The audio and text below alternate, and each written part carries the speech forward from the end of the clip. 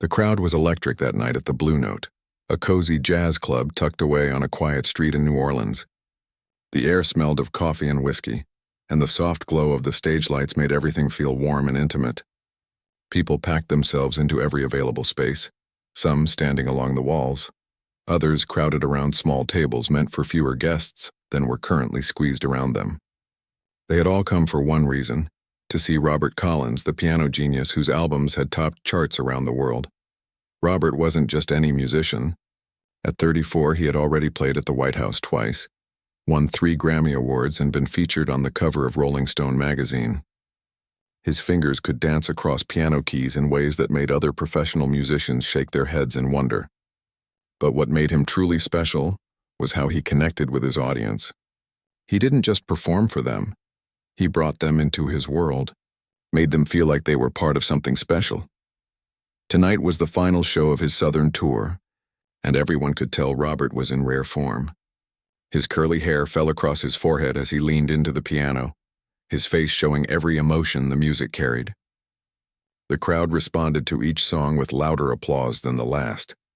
Between his 5th and 6th songs, Robert took a moment to wipe his brow with a handkerchief and speak to the audience. "Y'all are making me feel like I'm playing the best show of my life," he said with a grin that lit up his face. "I don't know what's in the water here in New Orleans, but I need to bottle it up and take it with me." The crowd laughed and cheered. Robert took a sip of water and scanned the faces looking up at him. That's when he noticed her, an older woman sitting at a small table near the front. Unlike everyone else who was dressed for a night out, she wore a simple blue cardigan over a floral dress that looked like it had been popular 30 years ago. Her silver hair was pulled back in a neat bun, and while others were taking photos or videos with their phones, she just watched him with complete focus, her hands occasionally moving slightly on the table as if playing along with the music. Something about her caught Robert's attention. Maybe it was how she seemed to anticipate each note before he played it, or how her eyes followed his hands rather than his face. A playful mood struck him. Robert had done this before, called up audience members as part of his show. Sometimes it led to funny moments, sometimes to touching ones. His fans loved these impromptu interactions, and videos of them often went viral online. "You know," Robert said into the microphone, leaning forward with a mischievous smile, "I've been doing all the work tonight. I think it's time for one of you to help me out." A buzz went through the crowd. People straightened in their seats, some looking excited, others nervous. "Ma'am," Robert said, pointing to the older woman in the blue cardigan. "Yes, you. You've been watching my hands all night like you know something about playing. Why don't you come up here and show us what you've got?" The spotlight shifted to illuminate the woman, who looked startled to suddenly be the center of attention. People around her turned to look, some chuckling, assuming this would be one of those funny moments where a non-musician would play a few clumsy notes before Robert took over again. The woman hesitated, shaking her head slightly. A younger man sitting next to her, perhaps her son or grandson, leaned over and whispered something. She whispered back, and he gently encouraged her with a hand on her shoulder. "Come on," Robert called out, his voice warm and inviting. "Just one song. I promise I won't make fun of you." He winked at the audience, who responded with good-natured laughter. Finally, the woman nodded and slowly stood up. She was shorter than she had appeared while seated, and walked with a slight limp as she made her way to the stage. Someone in the crowd started a supportive round of applause, and soon everyone was clapping to welcome her. Robert offered his hand to help her up the 3 steps to the stage. "What's your name?" he asked, still holding the microphone. "Grace," she said softly. Her voice had a slight accent that was hard to place. Maybe Eastern European. "Ladies and gentlemen, let's give a warm welcome to Grace," Robert announced, and the crowd cheered. "Grace, have you played piano before?" She nodded. "A little," she said in that same soft voice that somehow carried a weight Robert hadn't expected. "Well, this is a beautiful Steinway piano, one of the best in the world. Don't be nervous." He gestured toward the piano bench. "Would you like to play something?" Grace looked at the piano with an expression Robert couldn't quite read. There was longing there and something else, maybe fear, maybe excitement. "I haven't played for an audience in a very long time," she said. "That's okay," Robert assured her. "Just play whatever you feel comfortable with. Even chopsticks will do." He smiled at the audience, who chuckled again. Grace sat down at the piano bench, adjusting her position slightly. Robert noticed how naturally she seemed to find the right distance from the keys, how her posture changed as she settled in. She placed her hands in her lap for a moment, took a deep breath, and closed her eyes. The club grew quiet. People who had been whispering or laughing fell silent, somehow sensing that something unexpected might happen. Robert stepped back, giving her space, but stayed close enough that he could step in if she became too nervous. Grace opened her eyes and lifted her hands to the keys. Robert noticed they were working hands, not the smooth, manicured hands of someone who'd had an easy life. There were age spots and slightly swollen knuckles that hinted at arthritis, but when her fingers touched the keys, they moved with surprising grace. The first notes she played were tentative, as if she was getting reacquainted with the feel of a professional piano. She played a simple melody, the beginning of Debussy's Clair de Lune, and Robert nodded appreciatively. It was a popular piece that many amateur pianists learned, but then something changed. Her hands became more confident, her touch more assured. The melody grew more complex as she moved deeper into the piece. Robert's smile slowly faded, replaced by an expression of growing surprise. This was not the playing of someone who had taken a few lessons. Grace's fingers moved across the keys with the precision and sensitivity of a trained pianist. The audience sensed it too. The shifting and fidgeting stopped. Phones were raised to capture the unexpected performance. Robert found himself stepping further back, watching in astonishment as this unassuming woman in a dated blue cardigan transformed before his eyes. Her body swayed slightly with the music, her face showing the emotion of each phrase.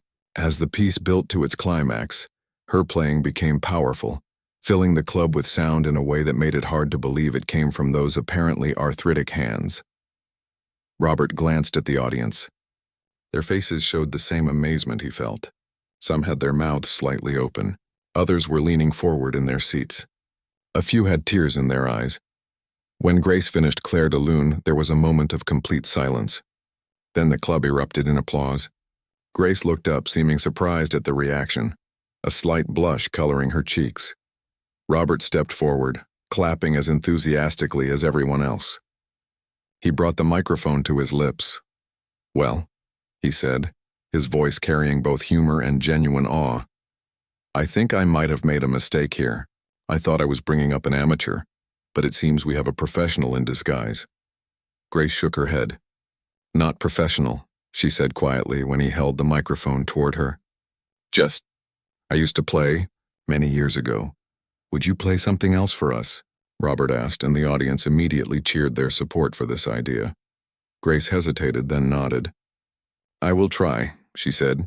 She turned back to the piano and paused as if deciding what to play. Then she began again. This time it was Chopin, the Nocturne in E-flat major. One of the most beautiful pieces ever written for piano, and also one of the most challenging to play with true feeling. From the first notes, it was clear that Grace was not just playing the piece, she was living it. Her technical skill was impressive, but what struck Robert most was her interpretation. She played with a depth of emotion that could only come from life experience, the joy, the sorrow, the longing in the music. Grace expressed it all with a genuineness that made Robert, despite all his training and success, feel like a student again. As she played, Robert noticed the younger man who had been sitting with Grace. He was watching with his hand over his mouth, tears streaming down his face. Something told Robert that he was witnessing a side of Grace that perhaps even her family rarely saw. The club remained completely silent except for the music. Even the bartenders had stopped working to listen. It was as if time had paused to honor this moment when an ordinary evening had transformed into something extraordinary. And as Robert watched Grace's fingers dance across the keys with both technical precision and profound emotion, he felt a mix of emotions himself. Embarrassment at his initial condescension, amazement at her hidden talent, and a growing curiosity about the story behind this woman who played like a concert pianist but had been sitting anonymously in his audience.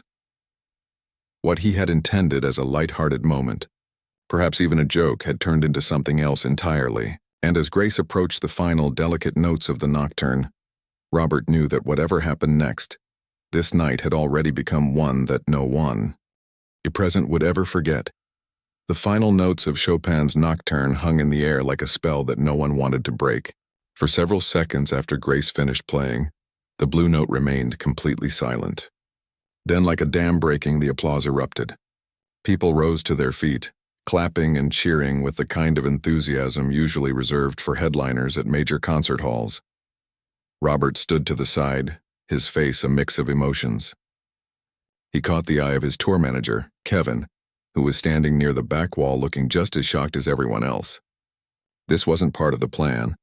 Robert's audience participation segments were supposed to be brief, amusing interludes before he continued his own performance. But something extraordinary had just happened, and he knew better than to rush past it. Grace sat quietly at the piano, her hands now folded in her lap, looking almost embarrassed by the reaction. The spotlight made the silver in her hair shine, and her cheeks had flushed pink with either exertion or emotion, perhaps both. When the applause finally began to die down, Robert stepped forward with the microphone. "Ladies and gentlemen," he said, his voice carrying a genuine tremor of excitement, "I think we've just witnessed something truly special." He turned to Grace. "That was incredible. Absolutely beautiful." Grace looked up at him with a small, grateful smile. "Thank you for letting me play on such a wonderful piano," she said softly. "I think we'd all love to hear more," Robert continued, looking out at the audience, who responded with enthusiastic agreement. He turned back to Grace. "Would you play something else for us? Maybe we could even play together." A murmur of excitement ran through the crowd. This was unprecedented. Robert Collins, Grammy winner and piano virtuoso, offering to duet with a stranger he'd pulled from the audience. Grace hesitated, looking uncertain. "I don't know your music very well," she admitted. "I mostly play classical." "I studied classical before I moved to jazz," Robert told her. "Do you know Gershwin's Rhapsody in Blue? It bridges both worlds." A light seemed to ignite in Grace's eyes. "Yes," she said. "I know it." Robert smiled broadly and turned to his band. "Guys, can you give us a few minutes? I think Grace and I are going to try something a little different." The band members nodded and stepped off stage, looking intrigued. Robert pulled over a second piano bench and sat down beside Grace, careful not to crowd her. "We'll have to adapt since we only have one piano," he said. "I'll take the lower register, you take the higher. We can improvise a bit." Grace nodded, and Robert could see a new confidence in her posture. This wasn't the hesitant woman who had reluctantly made her way to the stage. This was someone who knew her craft. "Ready when you are," she said. Robert nodded to the sound technician, who dimmed the house lights slightly and adjusted the stage lighting. Then, with a glance at Grace, Robert began the famous opening clarinet glissando of Rhapsody in Blue, adapted for piano. His fingers slid up the lower keys in that distinctive bluesy wail that everyone recognizes. When Grace joined in, it was as if they had rehearsed for weeks. She picked up the melody perfectly, adding flourishes that complemented Robert's playing without overwhelming it. They moved through the piece with a natural give and take, sometimes Grace leading, sometimes Robert, their hands occasionally crossing as they shared the keyboard. The audience watched in rapt attention. Phones recorded the unprecedented performance, but most people were too captivated to bother with social media. This was something to be present for, to feel rather than to document. As they played, Robert kept stealing glances at Grace. There was a transformation happening. The somewhat frail-looking woman who had walked with a slight limp was now sitting tall, her movements fluid and confident. Her face showed every emotion in the music: joy, melancholy, exuberance, tenderness. This wasn't just technical skill. This was artistry of the highest order. About halfway through their improvised duet, Robert made a subtle change, steering the music toward one of his own compositions, a piece called Homecoming that had won him his first Grammy. It was a bold move, playing something Grace couldn't possibly know. But to his amazement, she listened for just a few bars, nodded slightly, and began to accompany him as if she'd played it 100 times. She wasn't just following.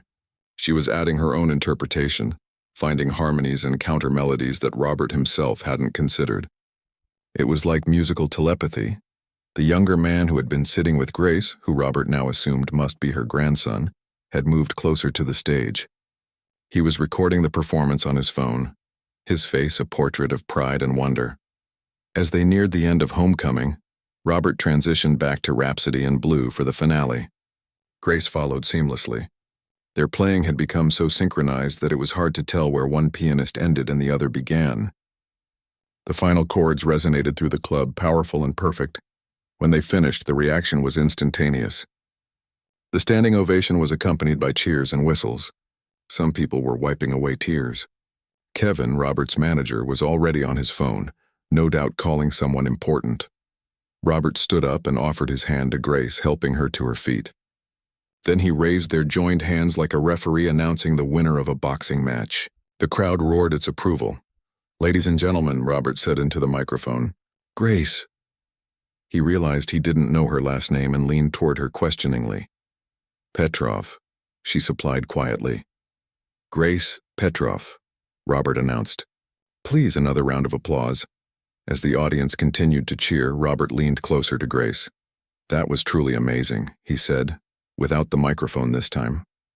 "Where did you learn to play like that? Were you a professional?" A shadow passed over Grace's face. "Almost," she said. "A long time ago." Before Robert could ask more, Kevin appeared at the edge of the stage, frantically waving to get his attention. The look on his manager's face told Robert that something significant was happening. He held up one finger in a wait-a-moment gesture. "Grace, would you mind staying on stage for a bit longer?" Robert asked. "I think people might have some questions for you." "I know I certainly do." Grace nodded, though she looked a bit overwhelmed by all the attention. Robert walked over to Kevin, who immediately pulled him into a huddle and spoke rapidly into his ear. Robert's eyebrows shot up in surprise, and he looked back at Grace with new understanding. Meanwhile, Grace's grandson had made his way to the stage and was helping her to a chair that someone had brought out. She looked tired now, the energy of the performance fading, but there was a glow about her that hadn't been there before. Robert returned to center stage and picked up the microphone again. "Folks, something pretty incredible is happening right now. Videos of what we just witnessed are already being shared online, and they're going viral as we speak. It seems like Grace here might have been something of a hidden treasure." He turned to Grace. "Kevin just told me something I think we'd all like to hear about. He says someone in the audience recognized you. Is it true that you studied at the Moscow Conservatory in the 1970s? Grace looked startled, then gave a small nod. "Yes," she said. "That was a different life." A buzz went through the crowd. The Moscow Conservatory was one of the most prestigious music schools in the world, especially during the Soviet era. "And were you really a finalist in the International Tchaikovsky competition?" Robert continued, his voice conveying his amazement. Grace's eyes widened in surprise. How did anyone know that? It was so long ago. The crowd's reaction intensified. The Tchaikovsky competition was the musical equivalent of the Olympics, one of the most difficult and prestigious competitions in the world. Robert looked out at the audience, then back at Grace, a new question forming in his mind. "Grace, if you don't mind my asking, if you were at that level, why haven't we heard of you before? Why aren't you playing in concert halls?" Grace's grandson stepped forward protectively, but she placed a gentle hand on his arm. "It's all right, David," she said. Then she looked up at Robert, and for the first time, he saw a profound sadness in her eyes. "Life doesn't always go as planned," she said simply. "Sometimes music has to wait." There was something in her voice that suggested a much deeper story, one of loss, perhaps, or sacrifice. The audience fell quiet again, sensing that they were witnessing not just an unexpected performance, but the unveiling of a mystery that had been hidden for decades. Robert nodded thoughtfully, respecting her brief answer while understanding there was much more to learn. He turned to the audience. "I think we all want to hear Grace's story," he said. "And I, for one, would love to hear her play again. But I think that's enough excitement for one night." He looked back at Grace with newfound respect and curiosity. "Grace Petrov, thank you for sharing your incredible gift with us tonight. I have a feeling this is just the beginning of something remarkable." Little did Robert know just how prophetic those words would prove to be. By the next morning, Grace Petrov had become an overnight sensation. The videos taken by audience members at the Blue Note had spread across social media platforms like wildfire. Piano Grandma and Grace Petrov were trending, with millions of views and thousands of comments from people moved by the unexpected performance. Robert woke up to his phone buzzing non-stop with notifications. Kevin had sent him dozens of messages, including links to news articles with headlines like "Mystery Pianist Stuns Audience at Robert Collins Concert" and "Soviet-era piano prodigy rediscovered in New Orleans." Sitting up in his hotel bed, Robert scrolled through the messages, still trying to process what had happened the night before. There was something about Grace that went beyond her obvious talent, a story that felt important somehow. He clicked on one of the news links Kevin had sent. The article included a grainy black-and-white photograph that made Robert sit up straighter. It showed a much younger Grace, perhaps in her early 20s, standing beside a grand piano in a concert hall. She wore a formal gown and had long dark hair pulled back from her face. Her posture was perfect, her expression serious but with a hint of the same quiet dignity he had seen last night. The caption read, "Ekaterina Grace Petrova, finalist in the 1974 International Tchaikovsky Competition, performing in Moscow." Robert read on, learning bits and pieces about Grace's early life.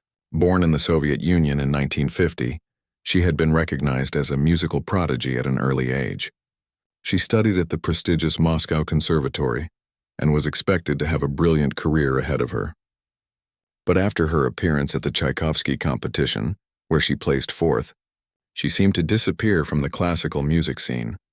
The article speculated about what might have happened, political issues, perhaps, or personal tragedy, but concluded that no one really knew why such a promising career had been cut short.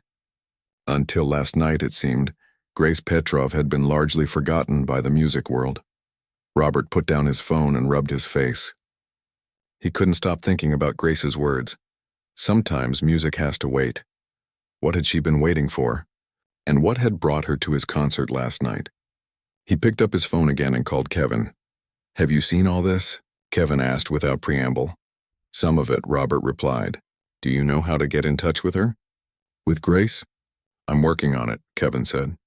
"Her grandson, David I think his name is, left his contact information with the venue manager last night. I'm going to call him this morning." "Good," Robert said. "I'd like to talk to her again." "And Kevin, I have an idea." 3 hours later, Robert was sitting in a small, tidy living room in a modest home in one of New Orleans' older neighborhoods. The walls were lined with bookshelves, many filled with music scores. A well-used upright piano stood against one wall, with framed photographs arranged on top of it. Grace sat in an armchair across from him, looking both smaller and more ordinary than she had on stage. She wore the same blue cardigan, her silver hair was arranged in the same neat bun, and her hands, those remarkable hands, were folded in her lap. David, her grandson, had brought them tea and was now sitting protectively at his grandmother's side. "I'm sorry for all the attention," Robert said. "I had no idea things would explode like this." Grace shook her head. "You couldn't have known," she said in her soft voice with its slight accent. "I didn't expect it either."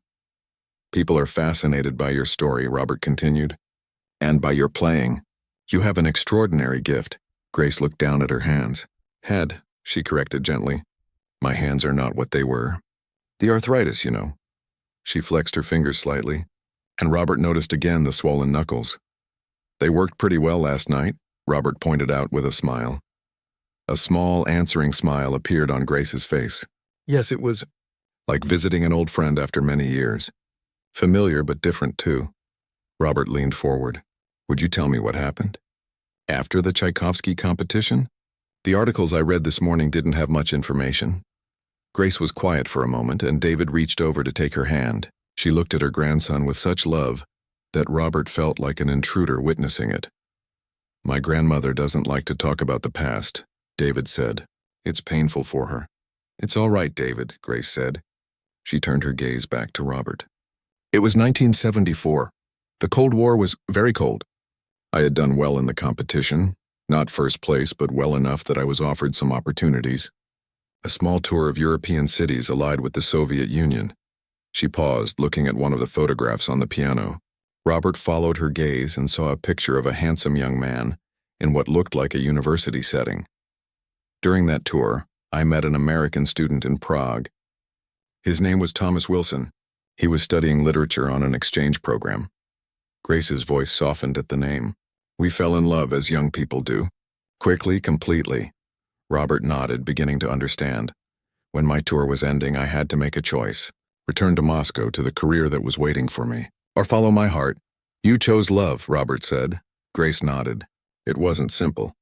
To leave the Soviet Union like that, it was considered a betrayal. I knew I could never go back, never see my family again.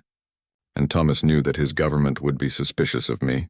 It was complicated even after we married. So you came to America, Robert prompted. Yes, but not to a welcoming red carpet for a pianist from Moscow, Grace said with a small, sad smile. The classical music world here was cautious about embracing someone who had left the Soviet Union under such circumstances. Some thought I might be a spy. Others simply had their established favorites and didn't see the need for another Russian pianist. David squeezed his grandmother's hand. Tell him about Grandpa's job, he encouraged. Grace nodded. Thomas was offered a teaching position at a small college in Louisiana. It wasn't much money, but it was a good opportunity for him, so we moved here. I tried to find work as a pianist or teacher, but she shrugged. Then I became pregnant with David's mother, Anna. Life became about other things, making a home, raising a child, supporting Thomas in his career. You gave up your career for your family, Robert said, feeling a new respect for the woman sitting across from him. I made my choice, Grace corrected him gently. I never regretted it. I taught piano lessons from home when Anna was older. I played for church services sometimes. Music didn't disappear from my life. It just took a different form. Robert looked around the modest home, trying to imagine this woman who had once played in the grand concert halls of Moscow, spending decades teaching neighborhood children how to play Twinkle, Twinkle, Little Star. And Thomas? Robert asked. He passed away 5 years ago, Grace said. We had 45 good years together, David spoke up. Grandma moved in with me after Grandpa died. My mom lives in California now, and we didn't want Grandma to be alone. Grace smiled at her grandson. David is a good boy. He takes care of his old grandmother. She won't admit it, but she's the one who takes care of me most of the time. David said with obvious affection. She's the strongest person I know. Robert felt moved by their relationship. But something still puzzled him. Why did you come to my show last night? He asked. David looked slightly embarrassed. That was my doing. I'm a big fan of your music. I had the tickets for months. It was supposed to be a birthday gift for a friend, but they couldn't make it. I asked Grandma to come instead. I didn't think she'd say yes. I said yes because you played me his albums. And I was curious, Grace told David. I wanted to see if he was as good as you claimed. She turned to Robert with a twinkle in her eye. You are quite good, you know. Robert laughed, surprised and delighted by her teasing. High praise from a Tchaikovsky competition finalist. Former finalist, Grace corrected. And now just an old woman who remembers what it was like to play. I think you're more than that, Robert said seriously. Which brings me to why I wanted to talk to you today. He took a deep breath. I'm finishing my tour next week. After that, I'm scheduled to start recording my new album. I'd like you to play on it with me. The surprise on Grace's face was complete. Me? But why would you want? Because you're extraordinary, Robert interrupted. Because when we played together last night, it was, I don't know how to describe it. It was like finding a musical soulmate. Like we'd been playing together all our lives. I felt it too, Grace admitted quietly. I know your hands hurt sometimes. I know it's been years since you played professionally. But Grace, what happened last night wasn't just a nice moment. It was magic. And I think we owe it to ourselves and to everyone who loves music to see what else we could create together. Grace looked down at her hands again, flexing them thoughtfully. I don't know if I can. Just one song, Robert pressed. We can record here in New Orleans. No pressure, no audiences, just music. David was watching his grandmother's face intently. Grandma, he said softly, maybe it's time for music not to wait anymore. Grace looked up at her grandson, then at Robert. For a long moment, she was silent. Then slowly, a smile spread across her face. Not the small, reserved smile they had seen before, but something brighter, younger, full of possibility. One song, she agreed. We can try, Robert grinned, feeling a surge of excitement. One song, he repeated. To start with, neither of them knew then that this conversation was the beginning of something much bigger than one song, something that would change both their lives, in ways they couldn't yet Imagine, the recording studio was nothing like Grace had imagined. In her youth, studios had been formal places with strict protocols and intimidating equipment. This space, tucked away in a converted warehouse in New Orleans' Arts District, felt more like someone's living room that happened to contain millions of dollars worth of recording equipment. Comfortable couches lined the walls. Soft lighting created a warm atmosphere. There was even a small kitchen area where a young sound engineer was brewing coffee for everyone. Grace sat on a piano bench, running her fingers lightly over the keys of a magnificent Steinway grand piano. The instrument had been delivered specifically for this session. Robert had insisted on getting the best. "How does it feel?" Robert asked, coming to stand beside her. He was dressed casually in jeans and a simple button-down shirt, looking more relaxed than he had on stage at the Blue Note. "Beautiful," Grace replied. "The action is perfect." She played a quick scale, marveling at the responsiveness of the keys. "Only the best for you," Robert said with a grin. The technician spent 3 hours tuning it yesterday. 2 weeks had passed since Robert's visit to Grace's home, and much had changed. The video of their impromptu duet had now been viewed over 10 million times. Grace had received calls from journalists, TV shows, and even a few record labels, all wanting to know more about the rediscovered piano legend. David had taken on the role of her unofficial manager, filtering the requests and protecting his grandmother from the overwhelming attention. Through it all, Grace had remained focused on the challenge ahead, recording a song with Robert Collins. She had been practicing daily, working through the pain in her hands, rebuilding strength and dexterity that had faded over the years of playing only occasionally. Kevin walked into the studio, phone in hand as usual. "The sound engineers are ready whenever you are," he told Robert. Then he turned to Grace with a warm smile. "How are you feeling, Miss Petrov? Comfortable?" Grace nodded. "Please call me Grace, and yes, everything is lovely." "Good," Kevin said. "We've cleared the studio of everyone except essential personnel. Just the engineers, Robert, me, and—" He looked around. "Where's your grandson?" "David will be here soon," Grace said. "He had a meeting at the university this morning. He's finishing his doctorate in history," she added with obvious pride. Robert sat down at a second piano positioned near Grace's. "Should we warm up while we wait?" For the next 20 minutes they played together. Scales, arpeggios, then snippets of songs, testing how their styles meshed and finding the balance between them. The sound engineers moved around quietly, adjusting microphones and levels. David arrived as they were finishing their warm-up, slipping in quietly and giving his grandmother an encouraging thumbs up from behind the glass of the control room. "Ready to try a take?" Robert asked.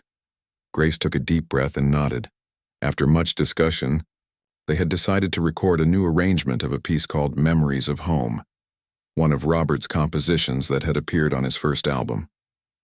Robert had reworked it as a piano duet, incorporating elements of Rachmaninoff's style as a nod to Grace's Russian training. The red recording light came on, and Robert nodded to Grace. They began to play. From the first notes, it was clear that something special was happening. The connection they had felt during their spontaneous performance at the Blue Note was still there, but now it was deeper, more intentional. They had spent hours discussing the piece, working out how to complement each other, where to come together and where to give each other space. Grace's classical precision balanced perfectly with Robert's jazzier sensibilities.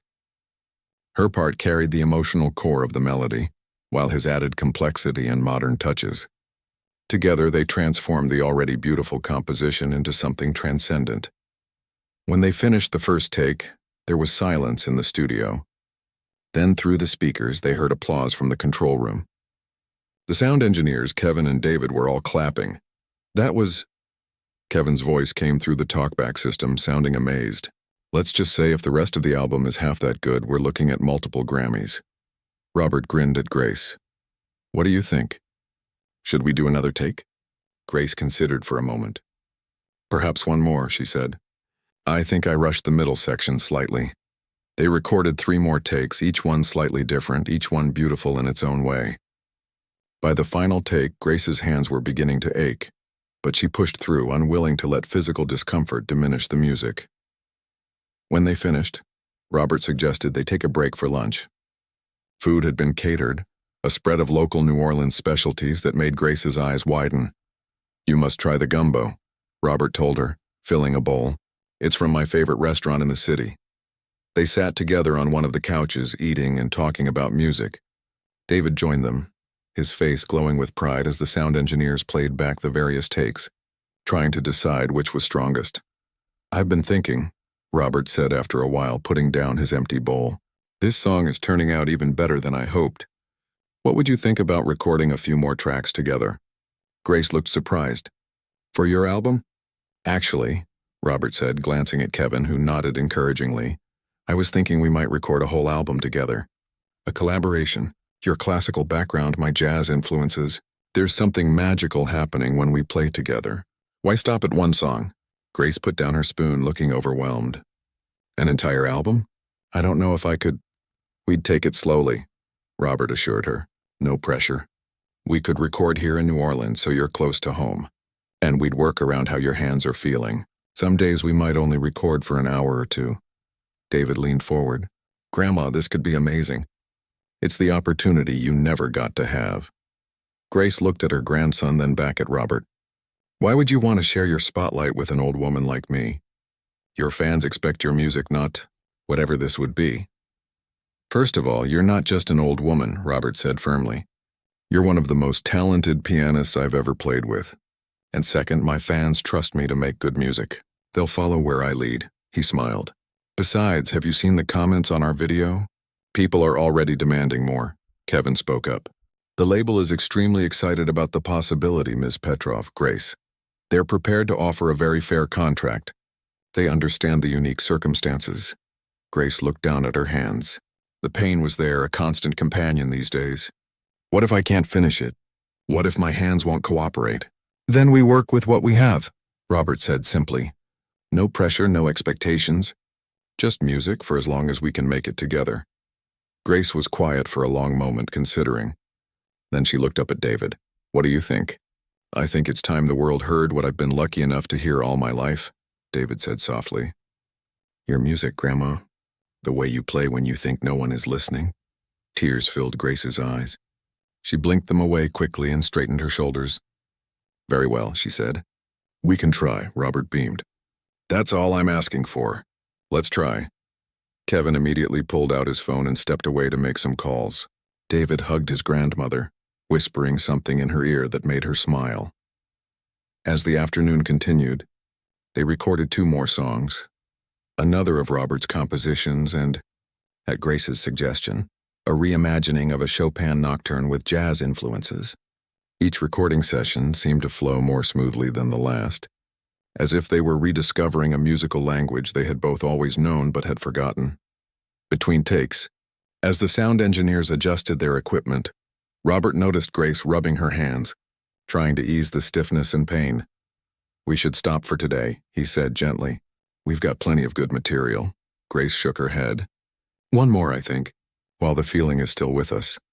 Robert studied her face, saw the determination there, and nodded. "One more. What would you like to play?" Grace thought for a moment. "Do you know Gershwin's Summertime?" Robert smiled. "Every jazz pianist knows Summertime. In Russia, we studied it too," Grace said. "As an example of American composition, I always loved it." Her eyes took on a faraway look. "It was the first song I played for Thomas when I came to America. On a very poor piano in a student apartment." Robert nodded, understanding the significance. "Then Summertime it is." They didn't discuss an arrangement beforehand. They simply began to play, finding their way together through the familiar melody. Grace started with a classical approach, delicate and precise. Robert responded with gentle jazz phrasings. They passed the melody back and forth, each adding their own interpretation, building on what the other offered. It was the most personal piece they had recorded, not just technically impressive but emotionally rich. By the final notes, there wasn't a dry eye in the studio. When the red recording light turned off, Robert turned to Grace. "I think we just found the title track for our album," he said softly. Grace nodded, too moved to speak. As David helped his grandmother gather her things to leave, Robert pulled Kevin aside. "Book us some more studio time," he said. "As much as you can get over the next few months. and see if we can find a good physical therapist who specializes in musicians' hands. The best in the country. Kevin nodded, already typing notes in his phone. You're really committed to this project, aren't you? Robert looked over at Grace, who was laughing at something David had said. It's not just a project anymore, he said. It's something important. Something that needs to happen.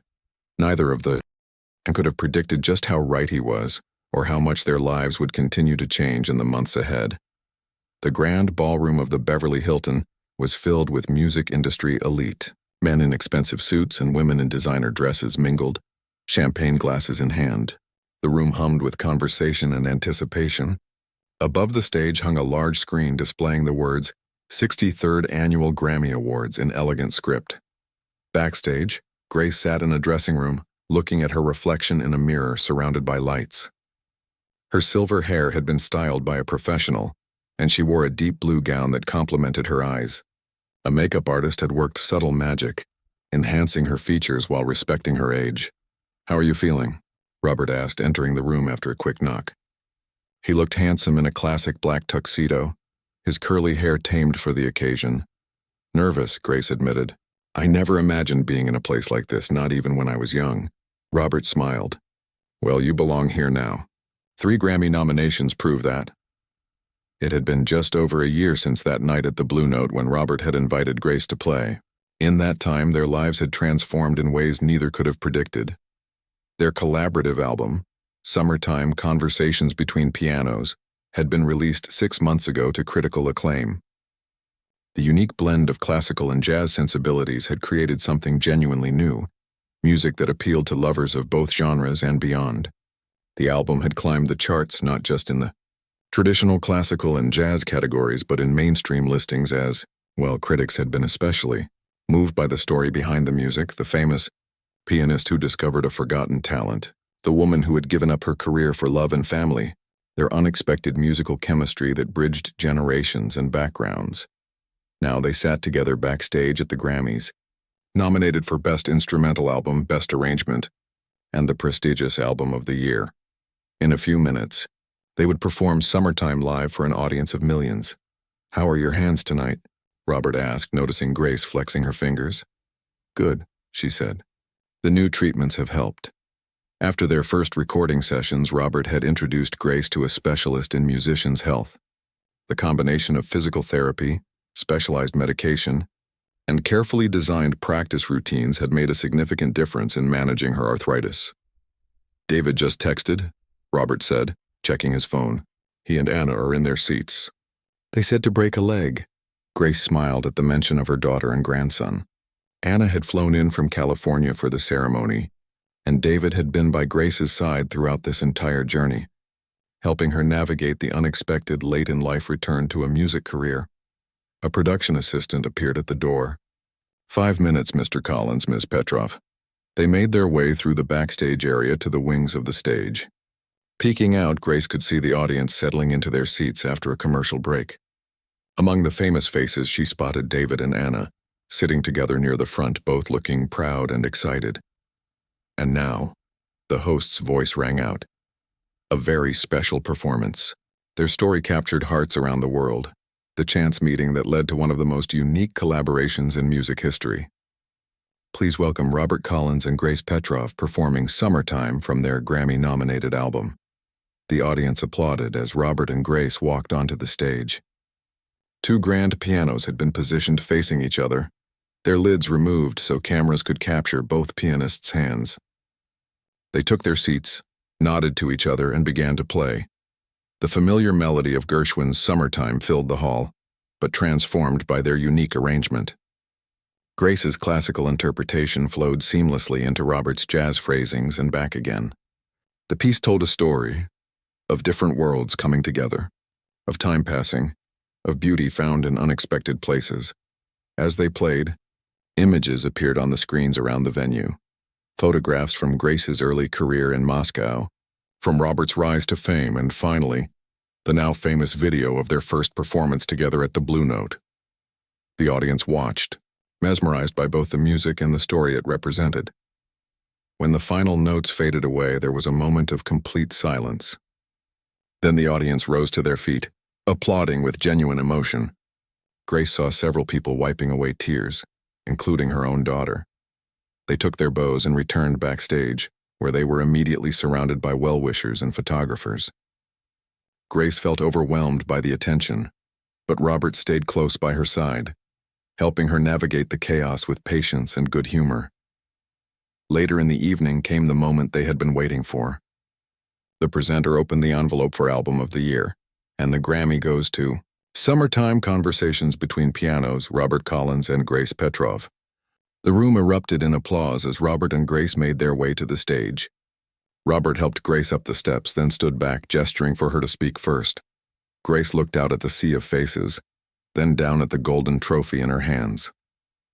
For a moment she was transported back, to a young girl practicing piano in a cold Moscow apartment, to a young woman making the heartbreaking choice to leave her homeland for love, to a mother teaching simple songs to her daughter on their modest upright piano, to an older woman playing church hymns with arthritic hands. "Thank you," she said simply, her accented voice soft but clear in the microphone. 50 years ago I made a choice between music and love. I chose love and I never regretted it. I had a beautiful life with my husband and my family, but I always missed the music too." She paused, gathering her thoughts.